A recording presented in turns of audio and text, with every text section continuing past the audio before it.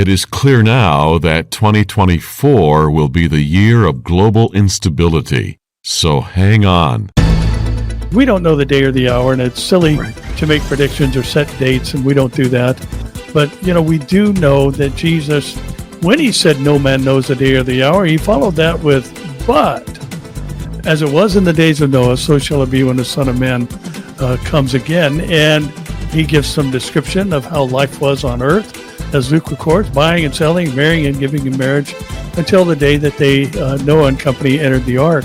Welcome to Understanding the Times Radio with Jan Markell, Radio for the Remnant, brought to you by Olive Tree Ministries.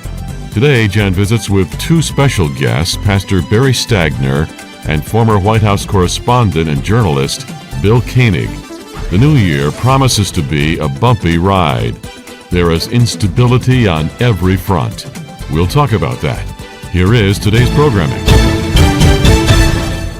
So if you have a desire to kill the Jews and are marching, chanting the mantra, from the river to the sea, Palestine will be free, you have decided that you are against the God of the Bible and you are for the Allah of Islam. And basically, you've made your decision to follow Satan. And, this is just demonic in nature. And I don't apologize for saying something as strong as that, because the truth is you are either for Jesus or you are against him. He is still the King of the Jews. He is still the Holy One of Israel. He is still the root and offspring of David. He is still the bright and morning star. He is still the King of kings and Lord of lords. He is still coming back to Jerusalem. He is still coming back to have his feet touched down on the Mount of Olives. He is still going to rule and reign from Jerusalem. He is still the Holy One of Israel. He is still the God of his chosen people. And they are someday going to look upon the one whom they pierced and mourn for him as one mourns for an only son. And listen, Zechariah chapter 12 says, all who would heave Jerusalem away or divide the city will be cut into pieces. And so this is not wise to be marching with such foolish chants that are inspired by the devil. Welcome to the program. That was the familiar voice of my guest for part one of today's program. I'm going to talk to Pastor Barry Stagner just momentarily. And part two of my program, I'm going to be talking to former White House correspondent Bill Koenig. But we are carrying Pastor Barry Stagner's newest book, The Time of These Signs, A Chronology of Earth's Final Events. And I enjoy it so much, I actually have a written testimonial inside the book. We do consider signs of the times frequently here on Understanding the Times Radio. It says in the book of Daniel that there is coming a time when these issues will be understood by the wise. The implication is that when the last generation arrives, we will know it, and these things will make a lot more sense to us. So we're going to talk about a number of issues. Now, let me clarify right up front here. Most of the signs of the times, not all, but most of them, herald the second coming of Christ. But the rapture of the church precedes that by 7 years. And also remember that Jesus chastised the Pharisees. They didn't know the signs. They knew the signs of the weather, but they did not know the signs of Jesus coming back at that time. So we'll talk about that for a few minutes, and we'll get into some real specifics. Pastor Barry Stagner, welcome back to the program. Thank you so much, Jan. It's always an honor to be on with you. Critics will say there have always been earthquakes, always been war, always been pestilence. What makes our generation so unique that we're talking about signs of the times? After all, this is a fallen planet, so these things always happen. Things are always going haywire. My hunch is you're going to refer to an event that happened in your and my lifetime, but give me an answer. One of the things I think that's important to remember is that when Jesus talked about those things and mentioned those things in what I call the preamble to the Olivet Discourse in Matthew 24, 3-8, he was answering a question. And the question was, what are the signs of his coming in the end of the age? So the fact that he mentions those things and then calls them the beginning of sorrows, which could also be translated as the commencement of birth pangs, he's saying there's going to be a generation where these normal course of life events have a birth pang-like progression that begins, And I think that's why it's important to not just overlook the fact that he said there's going to be earthquakes and pestilence and famines and nation rising against nation and ethnic tensions and false Christ. But his answer, again, was in relation to the question. It wasn't just a random statement. Peter, Andrew, James, and John asked him specifically about signs. And these are the things that he initially listed. Right, but the happening that makes at least modern times so unique is that the dry bones came back to life in 1948, and that set the stage for these last days activities. Oh, absolutely. May 14th, 1948 put the prophetic calendar in motion without question. And, Jan, one of the interesting and awesome things about the time in which we live is there's been 2 times in the course of human history where there's been a flurry of fulfilled prophecy. And the prophecies began being fulfilled at Jesus' supernatural conception, the first time he came, and then being called out of Egypt, and born in Bethlehem, and all the other things associated with his first coming. And then when his ministry began, there was a massive flurry of prophetic fulfillment. The lame walked, the blind saw, the hungry were fed, the gospel was preached, and Jesus fulfilled a multitude of prophecies. And now here we are seeing again a spattering of prophetic fulfillment that started in May 14th, 1948, but now they're getting more intense and more frequent, just like birth pangs would on a woman who's in labor. So I think he's coming to meet the church in the air very soon, and then the tribulation will break forth on the earth sometime after that, and then we will return with Christ at the end of the tribulation period as he rules and reigns in righteousness from Jerusalem.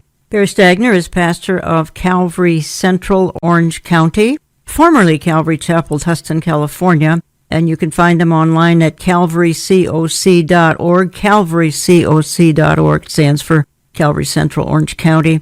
Barry was our guest back in October for our one-night Understanding the Times event here in Minneapolis, Minnesota. Co-hosts Pastor Mark Henry and yours truly, Barry Stagner. I'm going to your book right now, and I am turning to your chapter on signs in the church. And I just want to read 2 paragraphs and then comment on what you write here. You say, if we consider the various scriptures that tell us of the spiritual state of what is called the church in the last days, we will find that they all have a common thread. They speak of a defection from long-held biblical truth. Today, these truths are being replaced with culturally sensitive messages that leave the listener feeling better about their fallen condition, with no unction in their spirits to repent or change their ways. And then you conclude your thoughts here by saying, one of the primary points for us to consider about what will develop in the church during the time of the signs is this. In the last days,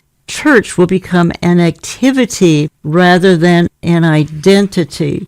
And then you conclude, when it comes to the last days, we can no longer limit our understanding of the word church to mean born-again believers. Yes, the church is made up of people, but these days it's not just people who congregate on Sundays in a building set aside for the purpose of having a church service. Much of what is called church today is often what Pastor Vance Havner described as an old Adam improvement society. What he meant is that some churches have become places where the messages are crafted to increase people's life experience with little regard, if any, for the condition of the souls in attendance. In other words, I think you're saying, Pastor Barry Stagner, that a lot of churches are emphasizing your best life now. But how does what I just read tie into the whole theme of the time of the signs? Paul mentioned that a time would come in 2 Timothy chapter 4, and he's pointing to the future. In other words, he was telling Timothy, who he was writing to, the time is not now, but there is a time coming where men will not endure sound doctrine. And that word endure can also be rightfully translated as put up with. And people won't put up with apostolic doctrines in many cases today, but they prefer those who will tickle their ears. And even Paul said, they'll heap up teachers who will tell them the things that will scratch their itch, figuratively speaking. Yeah. And we have a lot of that going on today as people, as Vance Havner said, want to improve their fleshly experience here on the earth, and their old nature is being satisfied with the blessing of the church. And that's a lot of what we're seeing today. And you mentioned Your Best Life Now and things along that line that are being taught in so many places today. And that's exactly what they're about. They're about improving your life circumstance by faith or just having a better outlook. Yet nobody's being told many times that you need to repent and that God has a plan for you. And one of the things that's avoided in these places is what John records, that in this life you will have tribulation. Jan, you and I both know life as a believer, life in ministry is hard. Many are the afflictions of the righteous, David wrote, but the Lord does deliver us out of them all. I believe that deliverance is coming very soon in the form of that moment and twinkling of an eye experience for the church. Speaking of the church, it can be a lonely world for the believer wanting like-minded fellowship in a church climate, which doesn't make this whole last day scenario any easier because of this loneliness of the remnant believer, and you hear about that plenty, and remnant believers trying to find like-minded fellowship, trying to find a pro-Israel church, a pro-prophecy church, etc., getting more and more difficult to find. I think we have to conclude that we are in Laodicea. Would that be right? Oh, absolutely. I believe that there is very definitely a chronology to the letters to the seven churches. History would bear that out, especially as we look now and examine the church today, where Jesus said to the church of Laodicea, which, by the way, Laodicea is a compound word, which means the people rule, which goes exactly with what Paul wrote about in 2 Timothy chapter 4. The people are ruling the church. In other words, they're telling the pastor what they want to hear, and if he doesn't preach what they want to hear, they just move on and find a place that is teaching what they want to hear. Without question, we are seeing this develop in the prophetic scenario. And, it goes along with what Jesus said in the Sermon on the Mount about if those who are light bearers are trampled underfoot by the world, we've ceased being the light of the world that we're called to be. And when we lose our savor, when we lose our preserving and purifying influence, then we're going to get run over by the world. And that's a lot of what's happening in the church today. It's a sad testimony, but it likens our day with the days of Noah. Well, I'm going there, and I want to play a little soundbite. It happens to be you're being interviewed, and you indicate on the soundbite that, okay, it says we don't know the day or the hour, but there is a big clue when talking about, again, the time of the signs. That happens to be the name of Pastor Barry Stagner's new book. There's a time of description likening it to the days of Noah. We don't know the day or the hour, and it's silly to make predictions or set dates, and we don't do that. But, we do know that Jesus, when he said no man knows the day or the hour, he followed that with, but as it was in the days of Noah, so shall it be when the Son of Man comes again. And he gives some description of how life was on earth, as Luke records, buying and selling, marrying and giving in marriage, until the day that Noah and company entered the ark. And, we're living in the days that were as they were in Noah's. Mm-hmm. So we're living around people who are going to go into the tribulation. Yeah. So we need to tell them what's coming. We need to let them know that there's going to be a guy that rises up from the geographic region of the Pax Romana, the Roman Empire, and he's going to lead the world into a unity that it's not experienced, solve the Middle East crisis, allow the Jews to build their temple. He's going to require some type of mark of identification on your hand or your forehead that allows you to conduct commerce. And all these things that the Bible says they're going to happen. Mm-hmm. And people now who won't receive the good news of the gospel, when they see those things begin to be fulfilled, then they'll check the rest of it out, I believe. If you join me late, you're listening to Understanding the Times Radio. I'm Jan Markell. I have on the line from Southern California, Pastor Barry Stagner, Calvary Central, Orange County, formerly Calvary Chapel, Tustin, California, and you can find him online at calvarycoc.org, calvarycoc.org. I think, Pastor Barry, you've changed location, you've changed title. We did have to move, Jan. Actually, the city we moved out of, there's another Calvary Chapel that had planted there, and we didn't want to keep that name and not allow them to have access to it. You are having your annual proximity conference Saturday, January 27th, folks, and you can stream it at no cost. You can stream it on the Behold Israel YouTube, Facebook. Featured will be Pastor Barry Stagner, Amir Sarfati. Amir will be live, but he will be on video coming from Israel. Mike Golay. Certainly be talking about a lot of the current things going on. That's Saturday, January 27th. I've had the privilege of being a part of that, 2019 and 2020. Be an excellent day of understanding the times from a biblical and prophetic perspective. Am I missing anything important? I think the conference is probably sold out, correct? Yes, and Jan, it's a little bit upside down this year as far as the schedule of the day to accommodate Amir. They're 10 hours ahead of us. He's going to kick off the day, and the normal Q&A that closes out the day will actually be the second session. Okay. So I know that's one of the more popular elements of any prophecy conference, so those who want to make sure they catch that need to make sure that they tune in to the morning sessions, and then Amir will be able to go to bed, and Mike will speak after lunch, and then I'll close out the day. Boy, there's plenty to talk about. And by the way, folks, we carry this new book, Time of the Signs, olivetreeviews.org, olivetreeviews.org. Go to my online store. You can call my office as well. Get on our newsletter list. Transitioning just for a moment here, a little bit how everything changed back on October the 7th. And you write, you may have given it as the message, the whole world changed in a day. I have written the day that changed the world, so we're on the same page here. So as we speak, Israel is involved in a battle on 7 fronts, which is staggering. Nation size of New Jersey, in a battle on 7 fronts. And you were with us here in Minneapolis on Thursday, October the 5th. Obviously, no one knew, except the radicals in Hamas and probably Hezbollah and the Iranians, that this was going to break on October the 7th. Give me your thoughts when this happened, because, as we say, the world changed in a day.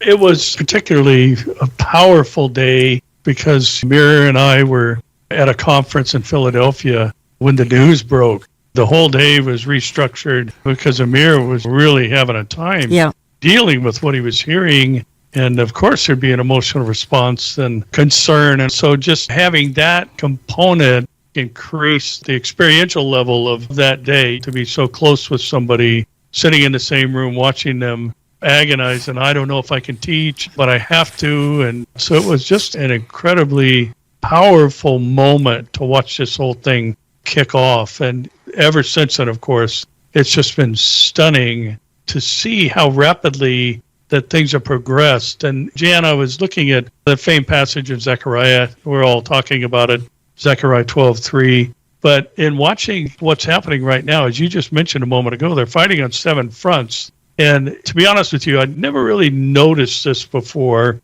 but I think that there is possibly a progression that is mentioned in Zechariah chapter 12, where the Lord says, I will make Jerusalem a cup of drunkenness to all the surrounding peoples. The surrounding peoples right now are the ones who are looking at Jerusalem in that manner, with a drunken hatred and animosity toward the nation of Israel. And then he talks later about the fact that all the nations will be gathered against Israel. So I think there's possibly something that's being communicated to us there that we couldn't see until now, as we're watching it develop, that this thing is going to broaden out. So if we are at the initial stages, then the portion that is going to be fulfilled during the tribulation can't be that far off. Therefore, we should be looking up because our redemption is nigh.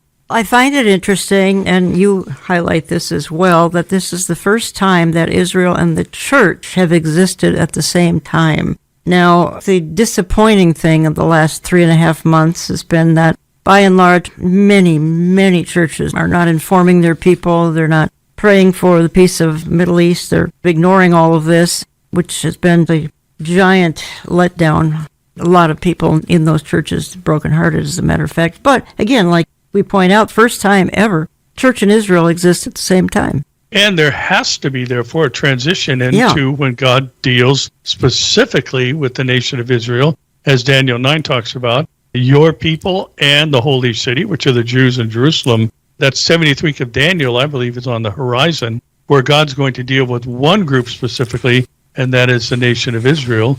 And of course, there's going to be saints during the tribulation, people getting saved. The Holy Spirit's still going to be drawing people to the Lord. And that's one of the questions that often comes up. How will people be saved if the Holy Spirit's gone? Well, the Holy Spirit can't go anywhere. He's God. He's omnipresent. He's everywhere at the same time, like the Father and the Son in the Spirit. God is going to be on the move during that time, but I think that this is really a time for us to have probably the greatest sense of desperation for lost souls around us that we've ever had, and a sense of urgency, and maybe just abandon all of our restrictions that we have personally and emotionally, and just tell people about the Lord and keep throwing the net out, because as the clip said, we're living around people who are going to go into this time of tribulation like the world has never seen. Every one of my listeners knows somebody who's going to be left behind. Absolutely. Yes, and they need to know. And when we start unveiling, and that, if we really think about it, the component of the Bible that makes it unique amongst all religious writings, obviously the divine inspiration, but the prophetic elements of it. There's no other book that speaks about the future with the clarity that a history book can speak on the past and even give us details about the present. But the Bible tells us what's coming. And when we have confidence in that, when we recognize that the Lord has promised that he was going to call his people back out of the nations that he scattered them to. And Jan, one of the most important things about the nation of Israel, as you mentioned, backs up before all of this that we know and have examined in Ezekiel 37, 38, and 39. It's in Ezekiel 36 where the Lord tells Israel, 36 verses 20 and 21. He says, I'm not doing this for your sake. I'm doing this for my name's sake. Because every day you were outside of your nationally covenanted homeland, my name was being profaned. Because people were saying, are these the people of God? And they're not within the homeland that God gave them. So the Lord brought them back for his name's sake. And that's why we need to be very, very careful about standing against Israel or diminishing Israel's role in the last day scenario. Playing one more clip. I'm going back a little more than a year ago, and it's a prophecy roundtable with yourself and Amir Sarfati, myself, and Michael Lay, and this was a roundtable on the times of the signs, which again is exactly what you're writing about, what we're talking about. Daniel chapter 12 verse 4 says, You, Daniel, shut up the words, seal the book until the time of the end. Many shall run to and fro, and knowledge shall increase. Pastor Barry, when we talked earlier, you said this is probably a key verse to this whole discussion today. Can you elaborate on it? Well, absolutely. It tells us that there's going to be a specific season of human history where prophecy is better understood than in any prior generation. And Daniel, who held the pen when the Spirit inspired the words that he wrote down, didn't even understand fully all that he was writing, even though he was given specifics and definitions or interpretations of some of the things that he wrote. He was told these words are sealed until the time of the end. Now, that tells us a couple of things. One, the generation that sees these things begin to come to pass is therefore the last generation that will see them all come to pass. And therefore, I think especially as we consider the fact that we are watching these things that began to escalate and move forward once Israel became a nation once again. And therefore, we have a clarity regarding Bible prophecy that previous Bible teachers and scholars didn't have, simply by the fact that Daniel said this. So we're a lot closer to the picture than previous Christians were, and we can see things being fulfilled that weren't even possible to be interpreted until the time of the end. And that's where we're at right now. You want to further comment, Barry Stagner? Well, I think that's exciting. I just taught a message on Sunday at the church called Unexpected. And this is one of the elements of the days in which we live, where we can see clearly what Jesus was talking about when he said in Matthew 24:44, that you also be ready, for I'm coming at a time that you do not expect. And the expectation of the rapture of the church today is just incredibly low. Many churches don't believe in it at all. Others believe, like you've got this whole NAR group that thinks that the church has to have dominion over 7 mountains of power before Jesus can come back. And it's just this rapidly growing section of the church. And I use that term carefully. Yep. But the rapture, the belief in the rapture is really at a minimum, I would say, in these last days. And we can see that clearly. And I think that's what Daniel was pointing to, that there is a time, a season, a generation, if you will, if we want to compare that to the Olivet Discourse, that will not pass away, that's going to watch these things, the precursors, and then we'll be gone for the fulfillment of much of it. But we have better prophetic clarity than any generation before us, just because we're living closer to the fulfillment than other generations were. Check out the book. It's in my store, olivetreeviews.org. It's The Time of the Signs, a chronology of Earth's final events. I'm so enthused about it. I have an endorsement inside the book, as does Emir Sarfati, Jack Hibbs, and others. And again, catch Barry Stagner's weekly online The Lineup. I believe he streams that live on Thursday evening on YouTube. Probably your social media too, Facebook, etc., Barry Stagner. Yes, Instagram, all the usual Sure. stops. And then don't forget the Proximity Prophecy Conference, Saturday, January 27th. What time does that start, Pacific time? Starts at 9 a.m. Pacific. Again, Amir Sarfati will be live, but he won't be in the facility. He'll be from Israel. Mike Golay, Barry Stagner have a Q&A. You can stream it at Behold Israel YouTube channel, Behold Israel social media, Barry Stagner social media as well. I think I've covered it all. Again, he's pastor of Calvary Central Orange County, calvarycoc.org. Barry Stagner, we will stay in touch. Again, thanks for all you do, and thank you for writing your latest masterpiece here. Appreciate it. Thank you, Janet. Thank you especially for your very kind endorsement of the book. You're very welcome. Coming up is former White House correspondent Bill Koenig. Do we have some things to talk about? Oh, my goodness. Don't go away. Coming right back. We're living in the most important time in biblical history. And again, the time clock is Israel and Jerusalem. The entire international community wants to divide the city of Jerusalem. And we know that in Zechariah 12:3, it will become a burdensome stone.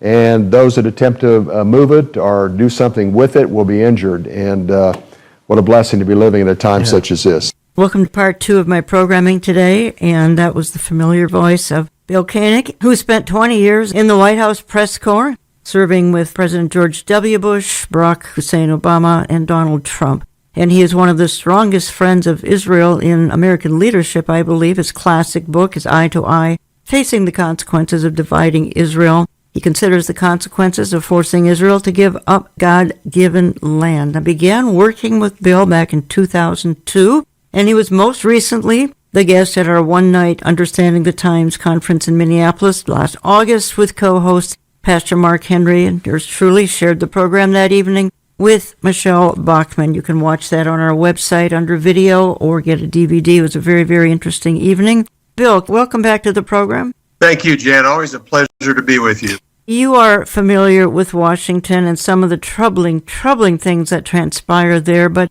did you ever think you would see an effort to keep a presidential candidate off the ballot? Never, ever in my lifetime, I thought we would experience what's happening politically. This is absolutely absurd.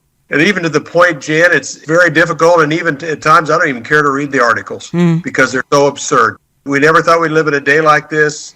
And again, this shows you the potential threat of a Trump presidency, another Trump presidency. You know, he has his own style. There's no doubt about it. But he was extremely effective. He was the best friend that Israel's ever had in the White House. He did more for Israel than any other American presidents combined. And the world was relatively safe. I'd say a lot more safe than it is today. And Israel knew they had a friend in the White House. Here we are, Jan, 2024 like no other time. You have any thoughts on how it might play out in November? Now, Michelle Obama did speak up and say that she was having a nightmare scenario envisioning how everything might play out in 2024 if it were to go the wrong way in her impression, let's say a conservative wave. She was horrified, and many think, including your friend and mine, Michelle Bachman, on this program, who insists that she will be inserted as a last-minute effort.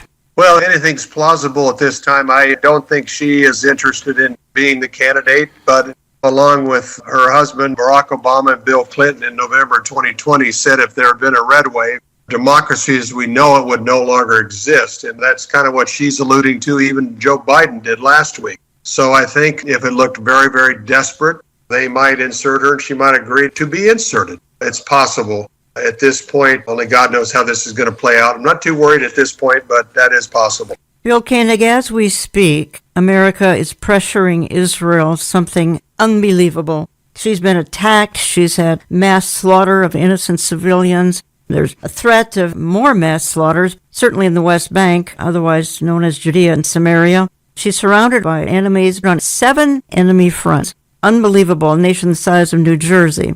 I just want to play a real quick clip of Amir Tsarfati, and he has given some incredible updates, and many of us follow him on Telegram, where his updates are, I think, absolutely the very best. But then I want your comment. We are on a path for direct confrontation with the United States. President Biden, in a year of election, he doesn't want to anger the far left. He also wants the votes of the Muslims in Michigan. He can't afford losing anyone from his potential bank of voters. So now we feel the pressure here of the coming elections in America. I can tell you, folks, from stuff that I know, and I am not going to say more than I can because I don't want to be banned on Facebook and YouTube, but I will tell you that a lot of military folks in America don't sleep at night because of what they know that China is planning. I will not get into details, but what I know is, let's put it this way, what China can do to America is far worse than what Hamas can do to Israel. These are very, very troubling things. And the problem is that President Biden wants to stay passive throughout this year of election, and which is exactly what all the enemies of Israel and America want. They want him to just have a show of force but not use it. By the way, quite a few American soldiers were hit. Some of them were killed in U.S. bases in Syria. Over 150 incidents of pro-Iranian militias attacking U.S. bases already took place since the middle of October, and very, very few retaliations from the Americans. Biden brings the Navy and Air Force and so many things, and yet America is not using them for some strange reason. So a lot of stuff is going to happen. 2024 is a year that will really keep us on our knees. That's what I can tell you. So, Bill, as we speak, and certainly in the last week or so, Anthony Blinken pressuring Israel, Joe Biden pressuring Israel, the EU pressuring Israel, the International Criminal Court pressuring Israel to stop the war, stop the advancements, no advancement with Hezbollah. What are your thoughts on what you just heard from Amir Tsarfati? I agree with a lot of what Amir said. I think China continues to be the greatest threat to the United States. The big concern, I spoke to a former Goldman Sachs person last year who's a Chinese national. He said if the international community strongly supports Taiwan, China will move in soon. If they don't, it'll be 5 to 7 years. We know that they have cyber capability and also electromagnetic pulse capability. But then again, also their economy relies on the United States. I think up to possibly 50% of their economy and exports to the United States. So from that factor, I'm watching that very closely. I think that's a viable concern. What Amir's talking about, Israel, the Middle East, we've just moved the Gerald Ford out of the area. It had been there 90 days. That's a major aircraft carrier. The United States leadership, Biden administration, does not seem as prone to support Israel right now. Blinken and others want to see the war in Gaza stopped. They're concerned about the humanitarian crisis. And it reminds me of when Obama was in office. Our allies did not trust him, and the enemies of the United States did not fear him. And this is Biden administration again. And the international community, the EU, is putting extraordinary pressure on Israel to comply through the International Criminal Court. So we're going to be watching that very closely, Jan, in the weeks ahead.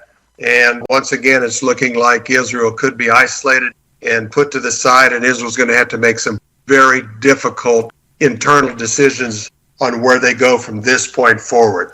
My concern would be the consequences to America, particularly for the pressure they are applying on Israel. Nobody knows that scenario better than you. And Catherine Herridge, just a week or two ago, came out with a terrible warning 2024 may be the year of a black swan event.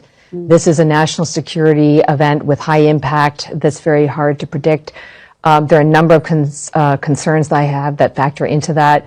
Not only this sort of enduring heightened threat level that we're facing, the wars in Israel, also Ukraine, and we're so divided in this country in ways that we haven't seen before. And I think that just creates fertile ground for our adversaries like North Korea, China, and Iran. And that's what concerns me most. And she's right. I mean, the United States is particularly vulnerable. It's deeply divided, as she says. Its military has been weakened, poorly directed spending, and woke political considerations. Enemies have new tools with which to harm us. Your thoughts on Catherine Herridge's comment? Well, that's interesting coming from a CBS journalist, used to be at Fox. Yeah. Obviously, she's sensing something, Jan, and I think a lot of us that watch things closely, like you and a lot of our friends on a daily basis, this 2024 will not be ordinary. And I think that when you look at the eye to eye, the consequences of pressuring Israel to make peace with their enemy or to stop their defending of themselves, there could be another black swan event. I mean, we had 9/11 was a black swan event. George W. Bush finished his negotiations with Crown Prince Abdullah on 9/10. The coronavirus crisis, January 28, 2020, the Bush-Kushner plan was introduced with Netanyahu there endorsing it. And that afternoon, White House advisor Peter Navarro says, we have a major problem coming. It's called coronavirus. This must be taken serious. We only had a couple cases in America at that time, but it was the same day. So I think a third black swan event of significance that could affect America based on the eye-to-eye pattern could be what could happen in 2024 if the Biden administration puts Israel into a vulnerable position, which could influence or affect their security and them going forward. If you just joined me, you're listening to Understanding the Times Radio. Jan Markell. Have on the line from Texas, Bill Koenig. You can learn more at his outstanding website, watch.org. Watch.org. You can sign up for his weekly e-newsletter, Koenig's Eye View from the White House. He served in the White House press corps 20 years under 3 administrations. And what we're talking about, at least in the last few paragraphs, would be the theme and subject of his book, Eye to Eye, Facing the Consequences of Dividing Israel. I'm just wanting to do a little side detour here, Bill, and ask you this. And I did hear your very excellent interview with Sam Rohrer, and I think it was titled 2024, the Year of Impending Instability. You did reference the economy. Obviously, it is in somewhat of a free fall, as you said. Bidenomics is obviously, America's collapsing under Bidenomics, tax and spend, etc. $34 trillion in debt. We'll never pay it back. We're rushing towards socialism, even Marxism. We have 60% of our population living paycheck to paycheck, credit card debt, etc. And then, as you brought out, very interesting, so many buildings at risk of default. 70% in default in various places, thanks again to higher interest rates. Tell me where you see some of this going. And we've got a whole year here yet before the November election. So we've got, 10, 11 months. But give me your thoughts on this incredibly horrific economy. Jan, I spent 20 years in commercial real estate with a major international real estate company. Lived through some peaks and valleys and good times and depressions, especially in Texas in the late 80s, early 90s. According to Bloomberg News, 72% of the office buildings in Washington, D.C. are at risk of default. And that's 70% in San Francisco. You also have a lot of retail shopping centers that are at risk of default. You have apartments as well. These loans have to be refinanced. They cash flowed at lower interest rates, but if you move it to higher interest rates, it's going to affect the viability of real estate and lead to the risk of default. I remember talking to you about this back in 7, 8, and 9, that this could be the implosion. But the Federal Reserve threw a tremendous amount of money at it. The U.S. government threw a tremendous amount of money at the economy. So here we are today with $34 trillion of debt that has kept the implosion from happening. I don't know how much more the Federal Reserve can do, and I don't know how much more the U.S. government can do. But I think I saw the other day where our debt service just on our U.S. obligations is over $1 trillion now. When you connect the dots, in the past, when it looked pretty bleak, the Federal Reserve and the U.S. government came in for the bailout. How much more can they do? I don't want to be pessimistic, but we're going into an extraordinarily different time, not only in the United States economically, but internationally. Well, again, 38% of companies say they are likely to have layoffs in 2024. 52% are likely to implement a hiring freeze in 2024. More than 3,000 retail locations were shut down in 2023. What in the world is up ahead? 4 in 10 say layoffs are due to replacing workers with artificial intelligence. I don't know that happy days are ahead.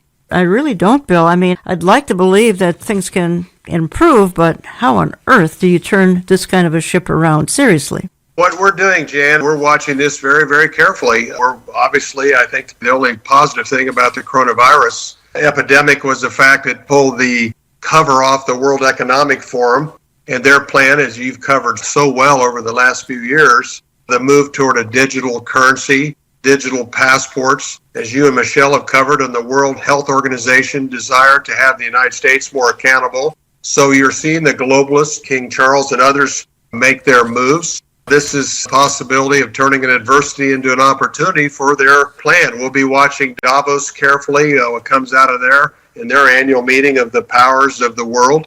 And every time, I think Catherine Austin Fitts spoke of how the 9/11 crisis and how the coronavirus crisis was used by Mr. Global to bring us to a period such as this. We'll watch this very carefully. But Jan, you know, we're blessed. We have the Bible. We know what to follow. And we're definitely in those final days the Jewish prophets and Jesus spoke of in the Bible. Amen. Going back a little bit here to the Middle East, I think what we're watching for is, you and I have talked about Iran and the red line that Israel has, quite frankly. Yes, we could say even Iran has a red line. I want to play this short clip. It is of you, and then I want to come back and talk about it. But Iran has a plan, and like you always say, they are very, very patient.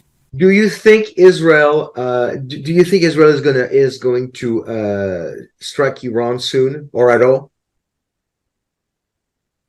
They have, that's a good question. I think what's interesting in the summer of 2016, two of our former ambassadors, Jeffords and Crocker, to Syria and Iraq, said that they thought that Israel was real close to being at the red line of making a move on the Russian and Iranian and Syrian troops that were moving toward Israel's northern border. And that was very close, but then they backed off and moved. So in other words, Israel had a red line in that situation. I don't know what Israel's red line is right now, but you know, throughout history, Olivier, the strength of Israel is to be preemptive, to hit before they get hurt. 6-Day War is a great example. But I think that there is a red line. Israel needs to be careful. We had a briefing in 2019 by the IDF spokesperson, who now you've seen on TV quite a bit, Jonathan, the retired spokesperson. And he said that, we understand what Hezbollah has. They have 150,000 rockets. And at that time, they didn't have the 15,000 missiles deployed. But we know it. We know the market. And even a former general told a friend of mine, he said, the next war we have with Hezbollah and in southern Lebanon, Syria, there'll be areas uninhabitable for 10 years. So with all that said, they have, obviously, Iran's part of the equation. I don't know if we're there yet. Iran is strategic, very patient, and they got a plan. And when you look at it, Olivier, when you look at all the nuclear scientists who have been taken out, Soleimani was taken out. I mean, he was such a powerful individual. When you look at all the rocket shipments that have been taken out in Syria and Lebanon, and Iran has not made the move to this point. Bill, we're talking global instability. And my question and my thought and my concern is, again, Israel potentially striking Iran here. You talk about things spiraling out of control should that happen. My hunch is she would be on her own. Would you agree? Yes, Jan, we've talked about this before. Jeremiah 49, 34 through 39, it talks about Elam, modern day Iran. Bill Salas and others have talked about the attack would be in the southern part of Iran. Even prior to the Ezekiel 38 and 39 conflict, that's where the nukes are, the southern part of the country. They are very close, possibly you already have a bomb. And when you look at Israel, the context in the plan that Iran has, speaking for Iran, when Iran is 100% ready, then they'll make the move to do something in an attempt to wipe out the state of Israel. We know that will not happen biblically, and that Israel has to determine when that is. Their intelligence is superior, and they very likely will be on their own. We'd hope the United States would be part of that, but at this point, biblically and otherwise, I think it's going to be Israel. And Jan, only God knows how soon that is, but we are certainly rapidly moving toward that time. Absolutely. With Iran stirring the pot in the Middle East, again, Israel have a conflict on 7 fronts, 7 enemies, and most of them are trained and financed by Iran. How long is Israel going to take it before she just strikes the head of the snake? I maintain she will, but again, she'll do it all on her own. God will help her. Absolutely. When you look at Iran, they're so crafty. They're so clever. Yes, they are. They're playing their little cat and mouse games with the Houthis. There's a lot of missiles deployed there now, according to intel. Also in Iraq with the drones and rockets. They're toying. I mean, they're literally toying with the United States and Israel. Kind of testing, getting attention. Same thing Hezbollah is doing. That's just the brashness of these people. It's still mind-boggling that the United Nations allows the president of Iran to speak there every year with the scathing comments that they make about the state of Israel, about the elimination of Israel, and that person should have an audience at the United Nations. This is an absolute farce. It's happened for many, many years, as well as no accountability for the comments that the leadership of Iran has stated about the wiping out of the great Satan and the little Satan, which is the United States and Israel, specifically Israel. That's more of our focus, especially with the area that Israel occupies. Stay up to date with Bill and the articles he's posting, his comments. Watch.org on the web, WATCH. Sign up for his e-newsletter once a week at his subscription, Koenig's Eye View from the White House. Now, Bill, Amir Sarfati made reference there of what China has in mind for us, and we don't know. We just know that they're certainly the arch enemy of the entire world, really, in 2024. And you made a comment to me that the threat from China would probably be a cyber threat. Give me your thoughts on that, because that is a very ominous thought. We're hearing this from some interesting sources. Leo Holman, who's a friend of you, Michelle Bachman, and also this Frank Phillips with Epoch has talked about something like that as well. Then you hear from time to time Frank Gaffney, Kevin Jessup, and others speak to this and just their capability. I mean, we saw a couple of years ago, Jan, the hacking of major companies here in America, that Colonial Pipeline that was up in the Northeast. We've seen some other cyber attacks on airlines and others here in the United States. They're capable of doing this. I mean, China, Russia, North Korea are the 3, and you can probably add Iran to that, are the 4 greatest threats to a major cyber attack on America. We have 5 power grids, 4 in the U.S. and then 1 in Texas, and those are extremely vulnerable. I think that was 2012, 2011, when we had a major blackout in the Northeast United States and how catastrophic that was. So obviously that's a concern. Again, Jan, I look at God's protective hand over America. I mentioned earlier 9/11, coronavirus, which spread to the world. I think if we stay on the right side of Israel, then some of these problematic events will not happen here in our country. But when I look at God's protective hand over America, what would precipitate a cyber attack or an EMP attack happening? And I believe it would have to be something very significant or drastic, because God is our supernatural protection in America, as he is for Israel. Playing one more clip of you that I want to come back and talk about. We're going to be very short on time, but it's a very worthy topic. We've got to remember on September 22nd, Netanyahu was at the United Nations talking about a new peace, a new time for the Middle East.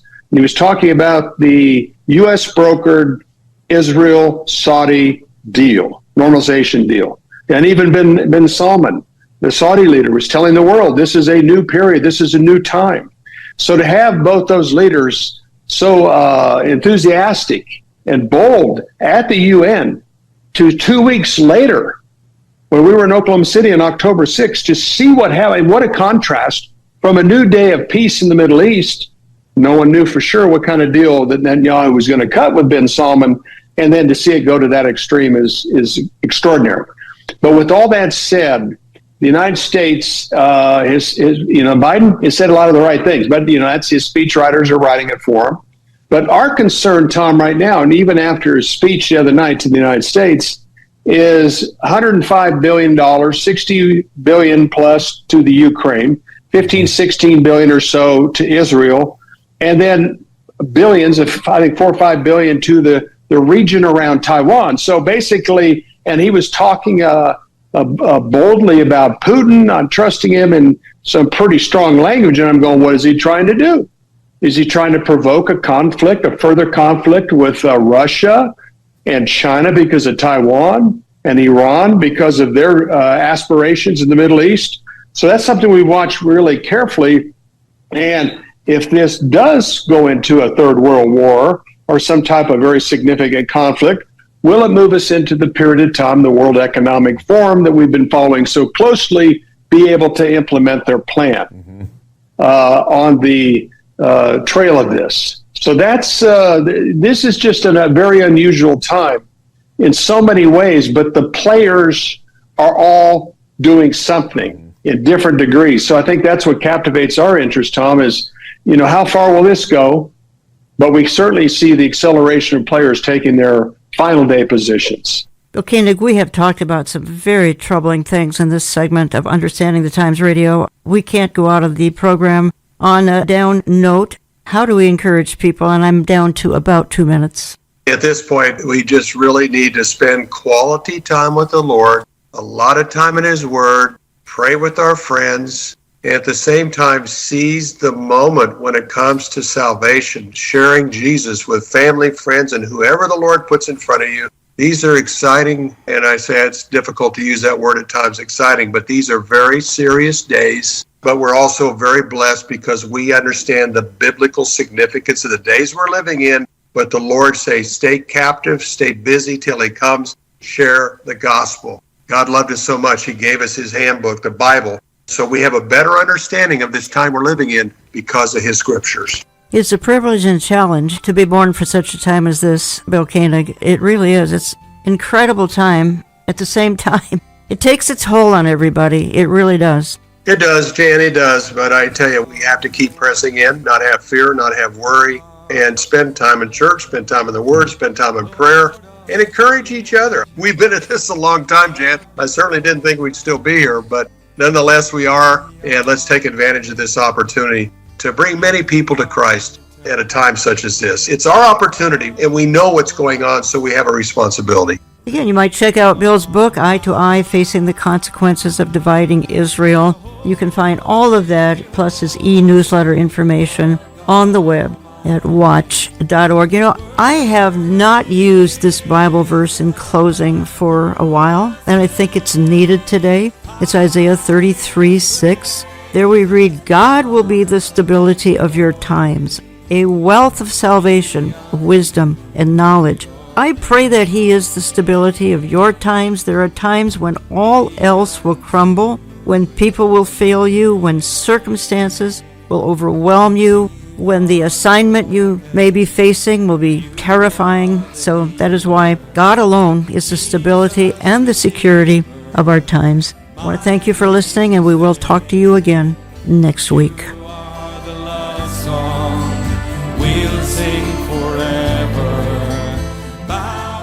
Contact us through our website, olivetreeviews.org. That's olivetreeviews.org.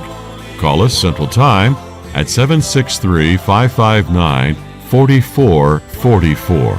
That's 763-559-4444. We get our mail when you write to Olive Tree Ministries and Jan Markell, Box 1452, Maple Grove, Minnesota 55311. That's Box 1452, Maple Grove, Minnesota 55311. All gifts are tax deductible. The Bible assures us that our times are in His hands.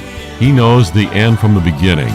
He's aligning all the players on the chessboard so that everything can fall into place.